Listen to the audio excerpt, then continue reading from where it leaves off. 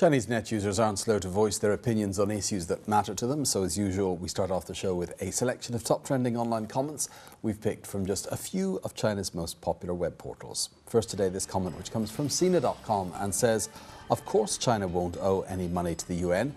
We never mind spending the taxpayers' hard-earned cash." Well, a rather bitter response to a recent statement from the United Nations regarding its finances and the countries that are furthest behind on paying their dues. A top United Nations management official said currently significant amounts of assessment remain unpaid. The United States, Brazil and Venezuela were named as the worst offenders, with unpaid bills of $795 million, $75 million and $22 million respectively. However, the official did point out that the US had paid almost $1.6 billion in September towards UN peacekeeping operations. 56 other member states owed the organisation a total of $53 million for the regular budget. Meanwhile, the assessment showed that China was up to date on its commitments, having paid in full its share for this year, $130 million. The UN has adjusted the proportion that each member state will pay over the period 2013 to 2015. The US pays the largest amount, while China's share has increased from 3.2% to 5.2%, meaning it now pays the sixth biggest share to the United Nations coffers. Our next hot comment is from QQ.com and it says, "I think breaking wind is probably a main source of PM 2.52. Maybe the director can lead the way in cutting back on this source of pollution."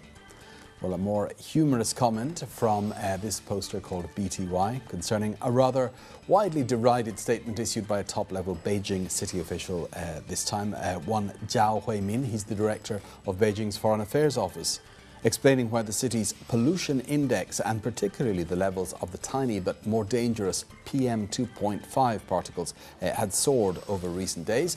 Mr. Zhao suggested that Beijingers' cooking habits might be to blame, speaking about the Beijing government's preparations for the 2014 APEC summit, which will take place in Beijing next fall.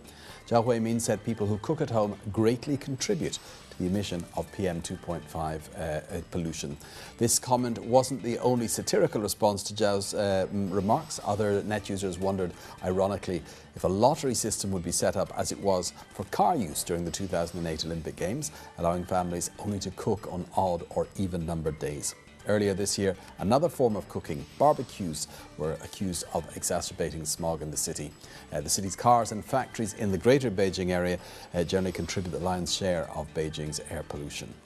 And finally, our most popular comment today, which is from iFeng.com and says, "I suggest we cancel our breakfast too to save both time and food." And this comment from a poster in Hunan makes it a 3 out of 3 for sarcasm in our hot comments today. This time the target is a prominent economist named Wang Dingding.